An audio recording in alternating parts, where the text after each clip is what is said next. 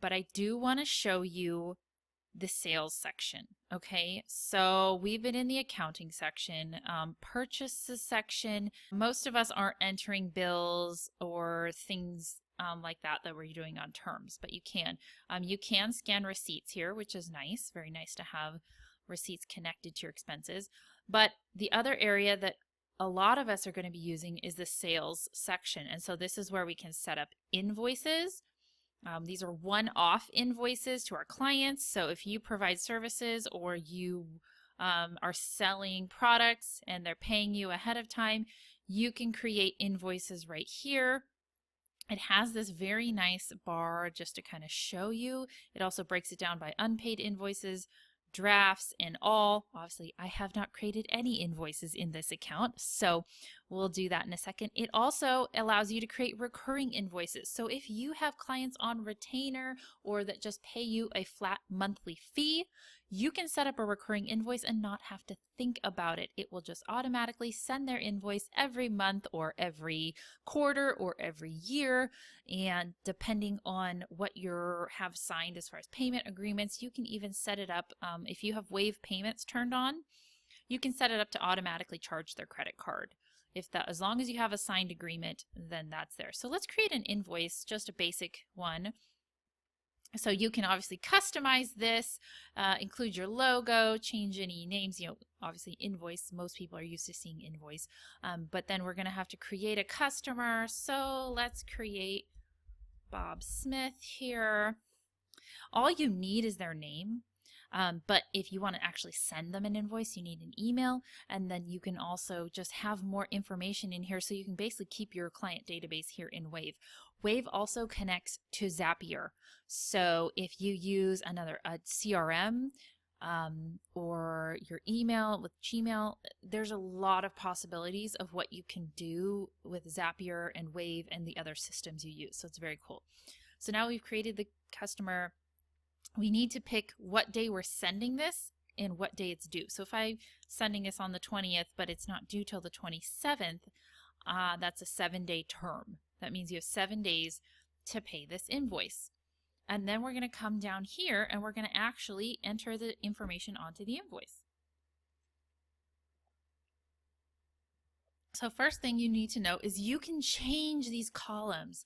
So their default terminology is items. You can change it to products, you can change it to say services, and then units, it can be either quantity, hours, or again, you can create your own. So if you're doing services by the hour, then you can have it say rate and then the total amount. You can also hide, say, the units, the price, the amount, the name, or the description. Maybe you don't want a description on there, you just click that, and then you can save this for all future invoices. So now it's going to say, all right, so this is for services, here's the description, this is how many hours, and this is your hourly rate. Okay, so we say we have a $50 hourly rate, and this is for social media images, create Instagram images, and you did this for 4 hours, so they owe you $200.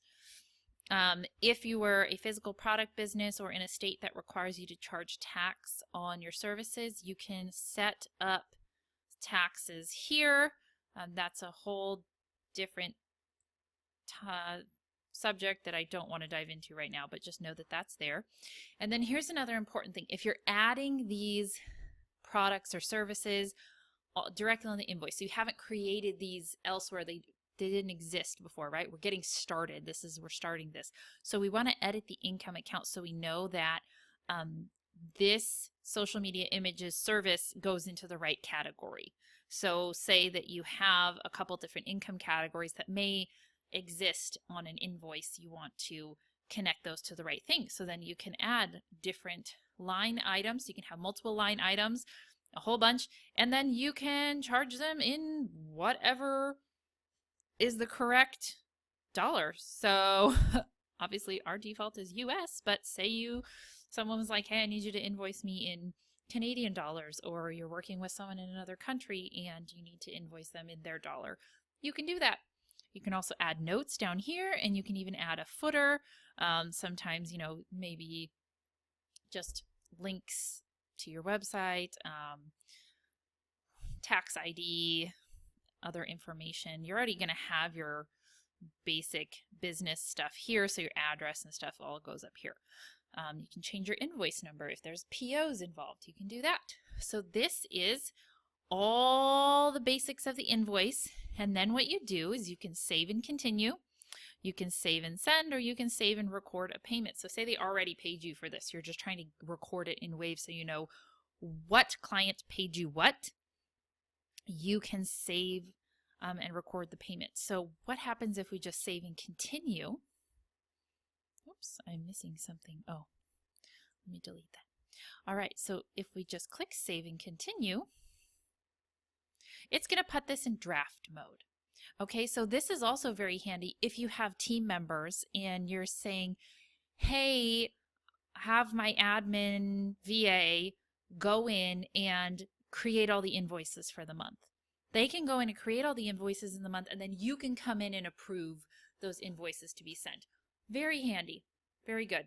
You can also come in and edit it. So maybe you're creating all it's the end of the month, but your invoices don't go out till the 1st, but you're going to go ahead and create all of them because you have free time today. You can do that if you need to edit them and then come in and approve. You can turn online payments on. Again, this is through Wave Payments. They have their own integrated payment processing. If you're going to be invoicing through Wave, I highly recommend it. They have both a credit card and a bank transfer option. And their pricing for Wave Payments is comparable, similar to PayPal, Stripe, and Square. So it's definitely worth it. Up here in More Actions, you can turn this into a recurring invoice. So say now Bob Smith is going to be paying you $200 every single month, or maybe every 2 weeks. You can set this up so it'll automatically do that. It'll send it for you. You can duplicate this. So you want to have a bunch of invoices. You can save it as a PDF. You can get a link. This is really handy if you use different maybe project management or communication tools. Say you use Slack with your clients, or you use Trello, and you just want to be able to pop a link, say, hey, here's the link to your invoice, go pay it. That you can do it that way, or you can print. And then once you've approved this draft, you can actually send it to their email. So you can send it, you need to say, who is this coming from? And you can put it in, you can send it through Wave. You can also send it directly through one of your email systems. But with Wave, it looks pretty. Edit the subject, type in a message. You can always send yourself a copy, and you can also attach it as a PDF to the email in addition to the invoice being in the email. So this is what it would look like if you emailed it through Wave to a client. They would get the email and they would say, hey, you've got an email for $200 due on this day. And they would click View Online. And then that would pull up the invoice on their web browser. Obviously, this is a preview, so we're going to close this. So let's cancel. You can also skip sending if you don't want to email it to them, but you want it in your system, or maybe you sent them a link. And then here you can record whether it's been paid, and or you can automatically charge their credit card if you have a payment authorization. First, you'd have to turn on payments, and then you could type in their credit card information. Or if they handed you a cash or check, or they sent it through maybe their bank, you could tell, how was this paid? Oh, this was paid through a check. It got deposited into my checking account, and the check number was $15.55.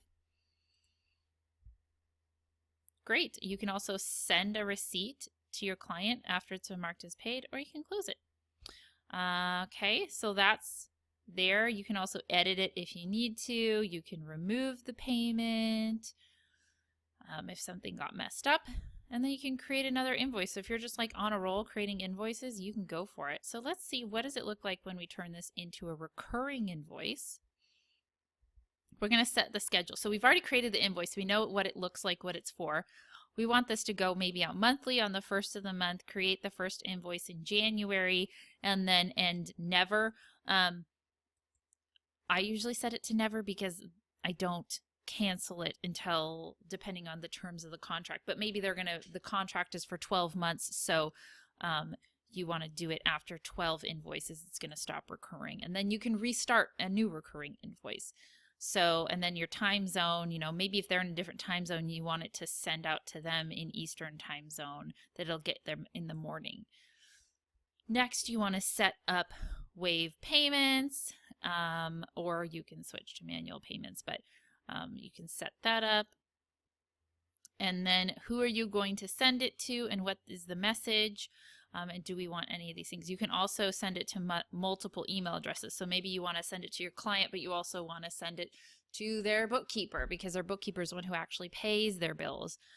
You can do that, and that's how you set it up. So it's pretty nifty, and you can create lots of recurring invoices. You also can create estimates, which is similar to a quote. I'm going to leave.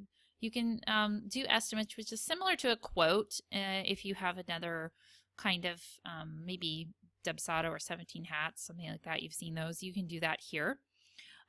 Wave also has this beta checkouts, which this is a way to embed a Wave payments button into your website.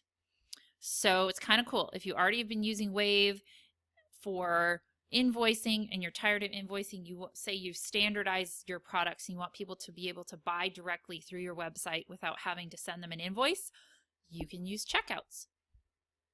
Payments here is for Wave payments. So again, I don't have this set up in this account, so it's basically going to say, hey, turn on payments, and then this is how it works. So this just tells you more about that. Customer statements, if your customer is wondering if they can have a statement of all the money they've paid you the past year just to verify, then you can do that. This is also for if you have people with unpaid invoices. You can set up on invoices, once there's an email address, to do reminders. So it's an automatic thing where if they haven't paid the invoice by the due date, they'll get a reminder 3 days, 7 days, 10 days. You can set that all up. I kind of skipped over that. So this is, Bob Smith. He doesn't have any unpaid invoices, but he does have other invoices. So we can just send him a statement of his account saying, this is how much you've paid us this year, Bob. And then customers, if you already have a big customer list, you can import your customers here or add a bunch manually. And then if you want to go in and enter the products or services that you provide ahead of time, instead of adding them onto the invoices on the fly, then you can come in here and create all of those ahead of time and have them ready to go. And so that is invoicing and sales in Wave.